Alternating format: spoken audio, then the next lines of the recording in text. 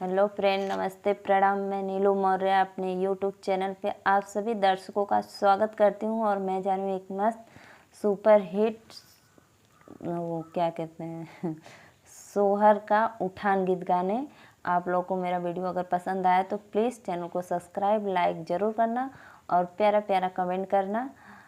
राधे राधे, जय माता जी, राम राम। घर लुटनी न नदिया मांगनी हो सोनमा के हार हो सोनमा के हार। घर लुटनी न नदिया मांगनी हो सोनमा के हार। सोनमा के हार सुने भैली बीमार हम सोनमा के हार सुनी भैली बीमार। राजा ननदी से हो राजा ननदी से कही दा तोहर भाभी बीमार तोहर भाभी बीमार। घर लुटनी न नदिया मांगे हो कनक झुमका हमार कनक झुमका हमार। झुमका का हार सुनी भैली बीमार हम झुमका का नाम सुनी भैली बीमार। राजा ननदी से हो राजा ननदी से कही दिहता तोहर भाभी बीमार तोहर भाभी बीमार। घर लुटनी न नदिया मांगनी मन टीका हमार मन टीका हमार। घर लुटनी न नदिया मांगनी मन टीका हमार मन टीका हमार।